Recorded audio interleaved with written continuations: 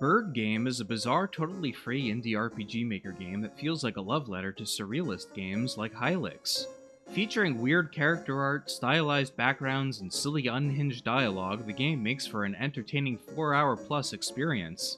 While I don't think I've found absolutely everything there is to see in the game, I've never heard anyone talk about this game before. So stay a while and listen as I tell you about a weird RPG Maker game that's worth your time. The game starts with a typical RPG Maker text crawl that sets up the story.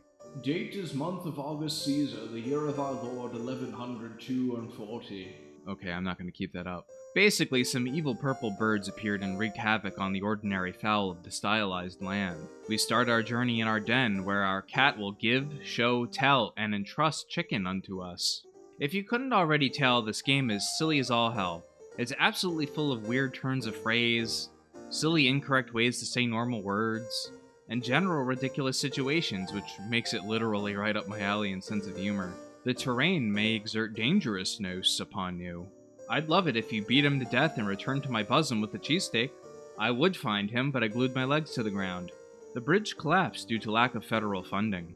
Visually, the game is striking.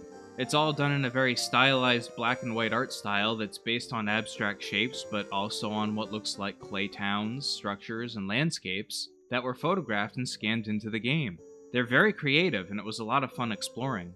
The only downside is that sometimes it can be a little tough to tell where you're allowed to go and where you aren't. Musically, the soundtrack is mostly classical tracks of differing moods that give a concerning feeling to a lot of the game, but also clashes really nicely with the silly dialogue. Anyway, we walk in on the mayor being set upon by a monstrous purple bird. After helping the mayor to defend himself, we're sent to seek out the monk of Polistown, who may know the location of the wrestling fish who previously defeated the Corvines. The combat in the game is your standard RPG Maker fare, and while it's usually not too difficult, it can be very disorientating. Messages go by pretty fast. I guess the developer is trying to make sure you don't get bedraggled down in random fightfulness. Fighting alone can be fairly time-consummating, but there's a character early on that tells you there's a magical item be hiding amongst the ground in a hidden dungeon. If you give, bestow, and entrust the key to the mayoral kitten, that's this thing, the bird reveals it was a trick and ambushes you instead. Defeating the bird, now known as Scary Bird, causes it to joinicate you. A little later on, you can purchase the Blue Loon Hunter as a party member for just 40 Bitcoin. It's just money from fights. The Blue Loon Hunter has an excellent thrust technique that damages and debufficates all enemies' offense at one time. I highly recommend picking this character up as soon as you can. The character skill loadouts are static, and there doesn't seem to be a way to change them. In some amateur RPG Maker games, this can make it borderline unplayable, but Bird Game is fairly easy, so you shouldn't have that issue here. There are plenty of normal RPG items here too, but I only had to use them to recover HP once or twice, and the rest I never had to use once. In Polistown, we're told the monk is missing, but there may be a clue off to the right-hand side of the screen, where we can find our gargantuanous labyrinthine catacombic passage. This maze section of the game has us play in first person, which is totally a thing in some RPG Maker versions and gives a very old school vibe. The clue once found tells us how to find the monk in the roots of this big tree on the other side of town. The monk has low HP but has the ability to counterattack and leech HP from enemies, so he manages to stay alive fairly easily. Back at home, the mayor confers with the monk and determines that we need to reach the land of orange granules. We can teleport nearby, but only if we have 9,999 Bitcoin. Good thing there's a bird with a get-rich-quick scheme right over here. Do you spend all day working hard, saving money, and being poor? Boring. Introducing the Ultra Quantum Wealth Expansion System TM. Don't believe me? Look at our testimonials. Okay, let me just put my social security number in right here, and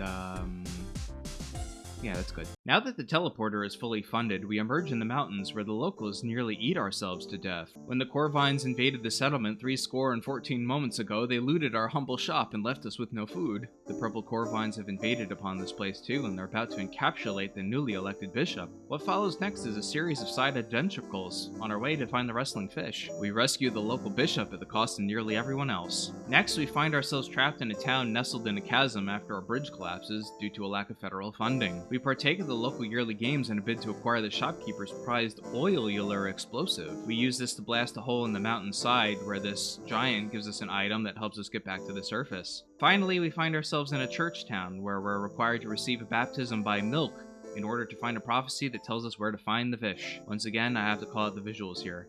They felt stretched out on my screen during gameplay itself, but I can't help but admire them when I open them up on desktop. Approaching a cave to the west of town, we enter and are confronted by no other than the mayor of our hometown, who has murdered the wrestling fish in addition to being behind the return of the purple core vines. Turns out they were all in a tin can in the mayor's walk-in closet. Drinking the wrestling fish's essence, he challenges us to a final battle. Final battle that isn't very hard. With a gear upgrade a few areas ago and using the blue loon to debuff the enemy, they go down pretty fast, and the game literally just kinda ends.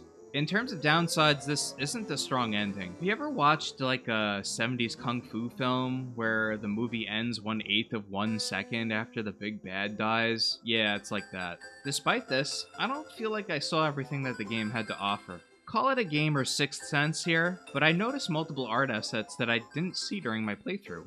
I also noticed that the Mongopolis just becomes Jesus during the final battle. I do know that there are other characters to recruit that I didn't get to use.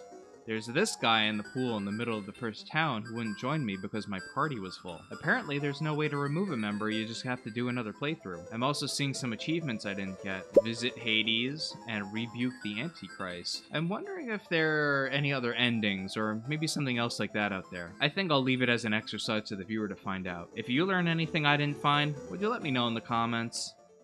Well, that's it. Thanks for watching. I love surrealist, absurdist, strange, and visually unique indie games. Do you know a game that might fit in on the channel? Let me know in the comments below. And if you want to see another weird RPG Maker game, check out this video right over here. See you next time. Boring.